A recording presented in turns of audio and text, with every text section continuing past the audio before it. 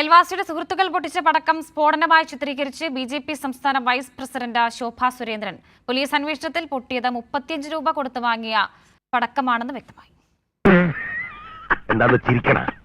ഇപ്പോഴാണ് ശരിക്കും ശശിയായത്.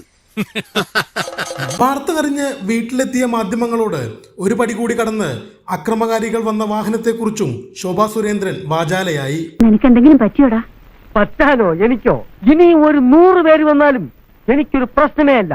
തന്നെ ലക്ഷ്യം വെച്ചുള്ള ആക്രമണമാണെന്നും ശോഭാ സുരേന്ദ്രൻ പറഞ്ഞു. എന്റെ കാർ ഇവിടെ ഇല്ലായിരുന്നു. എന്നെ ഇവിടെ ഇറക്കി കാറ് പുറത്തു പോയിരിക്കുകയായിരുന്നു. അപ്പോൾ ഓപ്പോസിറ്റ് വീട്ടിൽ വെളുത്ത കാറ് കിടക്കുന്നുണ്ട്, ഗേറ്റും. അപ്പോൾ പറഞ്ഞു വിട്ടവര് വെളുത്ത കാറ് ഇങ്ങനെ ഉണ്ടാവും. മോനെ ദാമു, നിന്റെ വെടി ഞാൻ കുറെ കേട്ടതല്ലേടാ. നിന്റെ കൊള്ളരുതാത്ത ഏക അവയവം നാക്കാ. അപ്പൊ അങ്ങനെ ഒരു സ്ഥലത്ത്, അതും ഇവിടുന്ന് വളരെ 4 അടി നടന്നാൽ തീരുന്ന കണ്ടാൽ അറിയില്ലേ, ഇത്രയും അടുത്ത ദൂരത്തിലാണത് പൊട്ടിത്തെറി ഉണ്ടായിട്ടുള്ളത്. അവർ ധരിക്കുന്നത് മറ്റൊന്ന് ഇപ്പൊ കണ്ടില്ലേ. പോട്ടെ സാധേ കേട്ടാ, വീട്ടുകളാ ബോട്ടിയില്ലാത്ത അവൻ എന്തെങ്കിലും പറഞ്ഞെന്ന് പറഞ്ഞ്. പോലീസ് വിശദമായി അന്വേഷണം നടത്തിയപ്പോഴാണ് കാര്യം വെളിപ്പെട്ടത്.